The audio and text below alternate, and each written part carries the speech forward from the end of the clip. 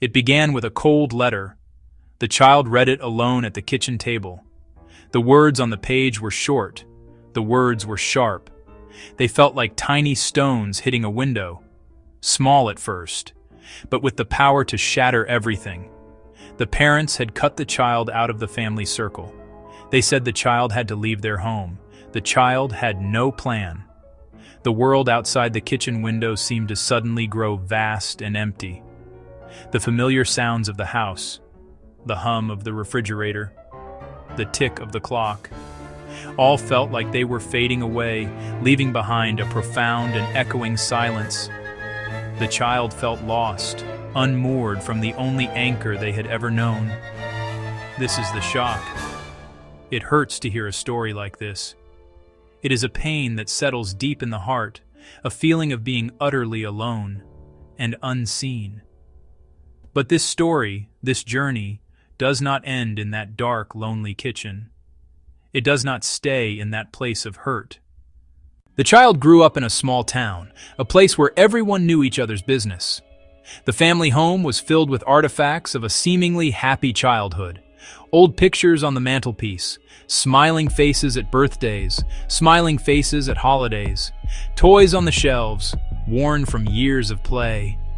The child was a good student, earning high grades and dreaming of a future. Yet beneath this surface, a current of tension ran through the house. The parents argued often, voices rising and falling behind closed doors. Their disagreements were like small tremors that slowly cracked the foundation of the family. One fight, bigger than the others, became a permanent split. Not a single explosion, but the final break after years of pressure. The parents, once a team, took opposing sides. The child, caught in the middle, made a choice the parents could not accept.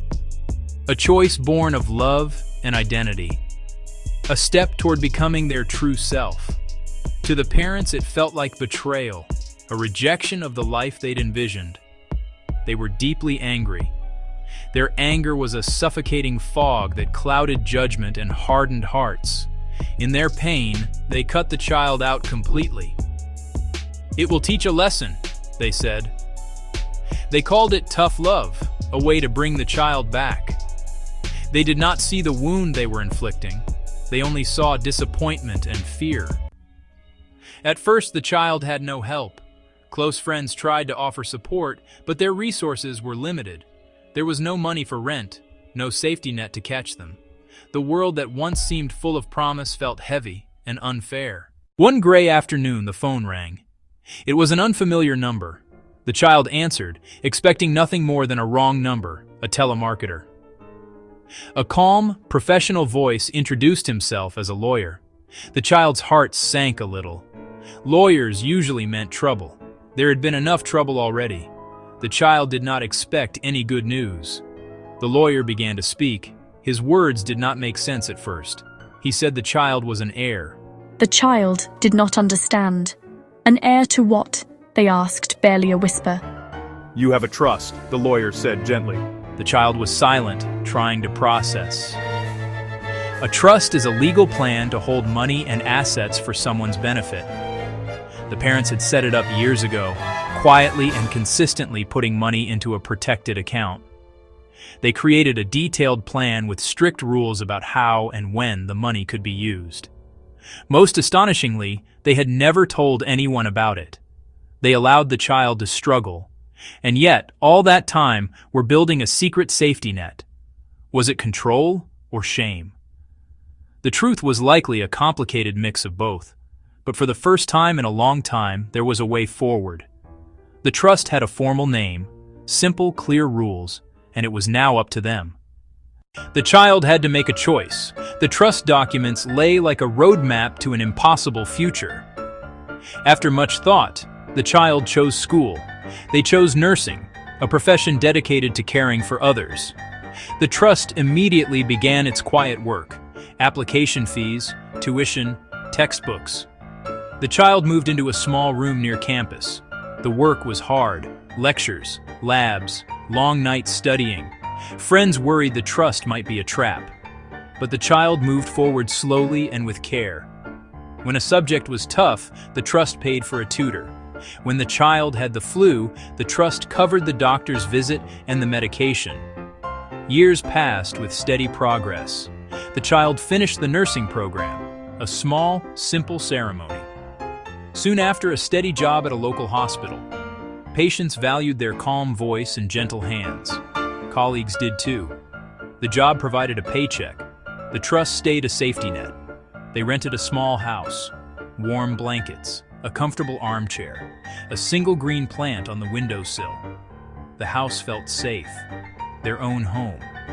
Money had once been fear. Now it was a tool to build, to plan, to create security, to budget, to save, to make long-term plans. They asked for help from the trust, advisors, and mentors. The trust provided initial capital. The child learned to manage it and grew independent. But money, as we all know, does not fix everything. It can build a house, but it cannot mend a broken heart on its own. The child still carried the old pain.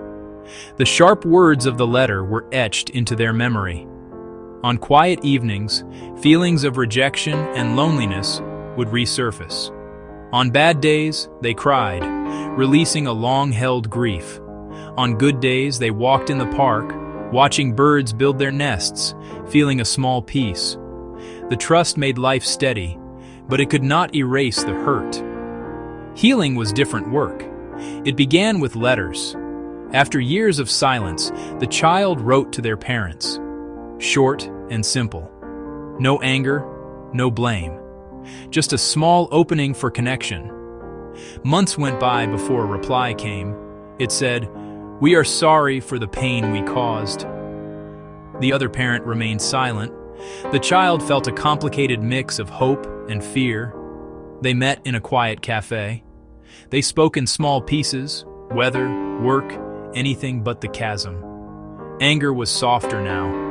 The trust had given the power to walk away, and the independence to stay on their own terms. After a long time, the silent parent called.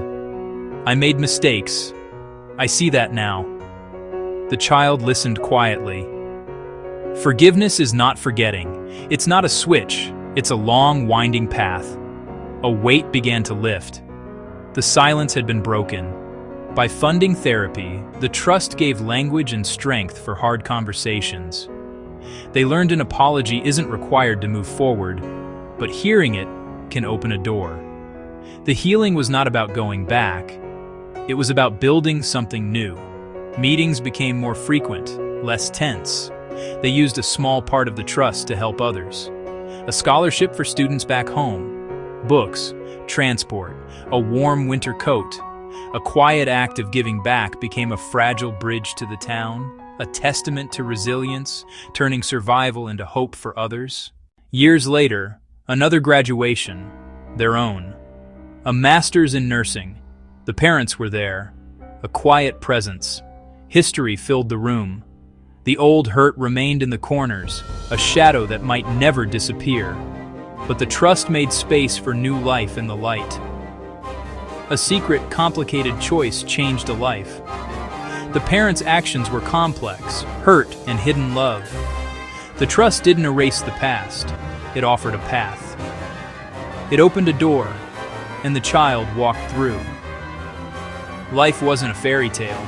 It was real, sometimes hard, with work that mattered, friends who cared, a home, and a slow, evolving kindness. The trust provided money, yes, but more than money, it gave time to learn, time to heal, time to choose. That was the real gift, the true inheritance.